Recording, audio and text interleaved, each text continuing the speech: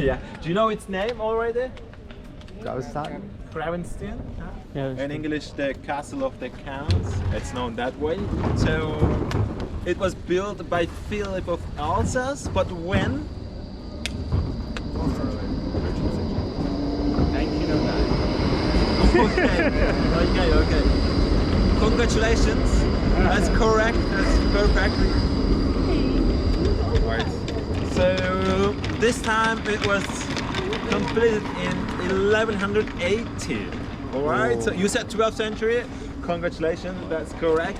It makes it super old, as you can see. But before this castle, there was another one. It was made out of wood. It was there since the Roman times. No way. And then what happened around the 12th century? Some local people started to build their stone houses, which is also a symbol of richness. Poor people were having their wooden structure. So then what was happening? That this wooden castle here, it was getting a little bit lost because it was surrounded by the houses of those local people. So then what happened? The count here became very jealous of those local people, and he decided, showing them who is the real boss here, and then he built this gigantic stuff. But one thing is quite a bit wrong with our castle. Do you realize what is very wrong? And it doesn't have to be only about the appearance. I mean, it's not the most symmetric castle, but I'm not talking about the appearance. Where do we usually see castles? Yeah, on hills, like outskirts of the city. But in our case here, it's just right in the center of the city. Can you imagine a scenario that some foreigner enemies are here? Sorry, don't get it personal. So, and to occupy our castle in order to invade the city. I mean, which is quite a bit weird and stupid. Huh? They're already in the city, which means like they invaded the city. But the main purpose of this castle was making it becoming a main residency place for the count himself. Then, which was never the case because the count, even the next generation counts, they didn't come to Ghent much to stay here. But the reason was that they known that Gentians are really rebellious. They were rebelling every often, especially when the counts weren't in Ghent. It was easier for them. So that's why they didn't come here, only on rare occasions if they had to come. So anyway, throughout the centuries, Gravenstein had different functions. So for a while it was the administrative head of the county, and then the judicial court, and as well as the royal mint, but also a place where people were receiving greatest torturings here, like more than 400, 500 years. If some of you are interested on those torturing items, why not? I wouldn't judge. We have a torturing museum inside. So those are the actually only original items remaining inside the castle. So you can definitely have a visit there if it's your interest. So anyway, then it was around the 18th century. Gravenstein, this beautiful thing, was sold to private owners who later on converted it into a factory complex and cotton mill. Then afterwards, it was becoming bad here. It was forgotten, like abandoned. Then the workshops weren't working anymore, so it was smelling bad. People didn't like it much. They wanted to get rid of this castle. They wanted to demolish it. Then, thanks to our World Expo, which was in 1913, but it was around 1909, Gravenstein received a major renovation and restoration with the romanticized view of the 19th century. In my opinion, it's a little bit over-romanticized, which means in that time Gravenstein got all these rounded top towers. Oh. See, so it changed everything, no? The original shape of our castle is more rectangular. So as you can see on the base, it has really these sharp corners. But look at the tower here, it's very rounded. But this tower right in front of me, it still has these angles, yeah? So it's still old one. And then to make it even more clear, let's go all the way up on the tops together. Look at the back tower there on the corner on the left. It's still like more squarish, but look at the front ones, they are rounded. So it's so clear between the old and new parts, the division. So look at 3 meters down of the top, there is a line above the arch. Yes.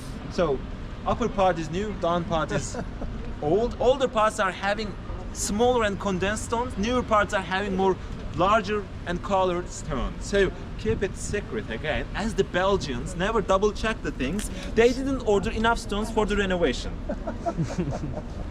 And they were in a big stress, hurrying because the World Expo was almost there. What happened? They had to find a solution. Originally those stones are coming from Ternay, limestones, but they didn't want to go that far. What did they do? They just look at the ground and pick the pavement stones. Oh my god. So, and then continue construction. Today, if you're walking in Ghent randomly, if you're seeing some of those pavement stones are missing, you know for sure that they are spread somewhere around the castle. Yeah?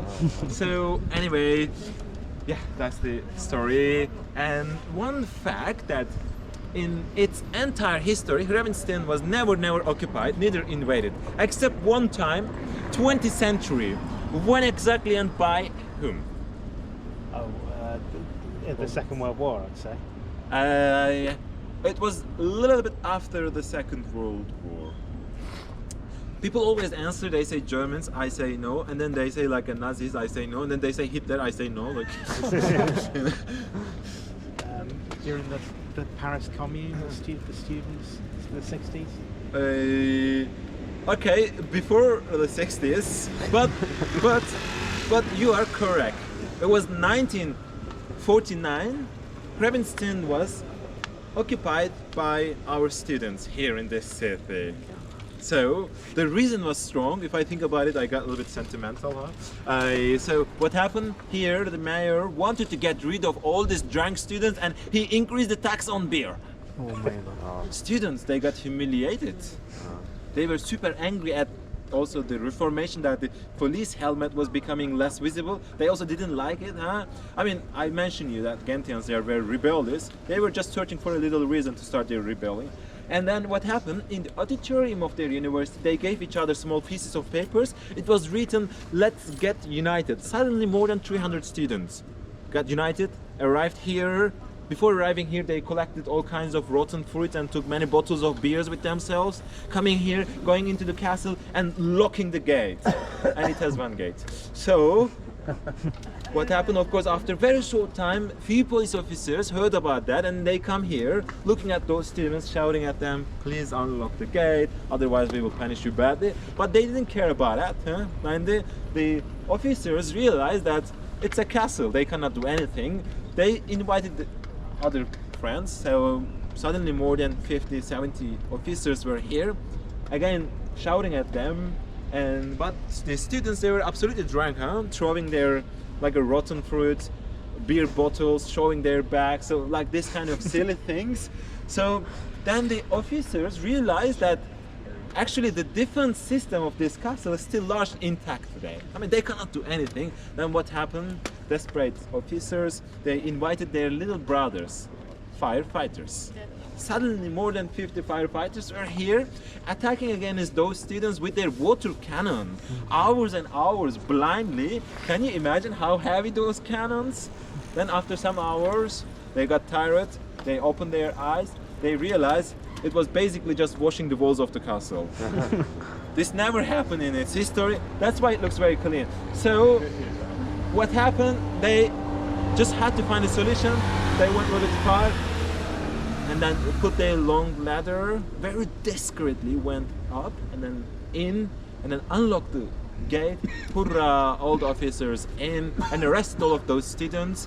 Happily, none of them were arrested for several years and none of them were injured. So I think cleaning took more time than arresting them. But how long did it take this fight itself?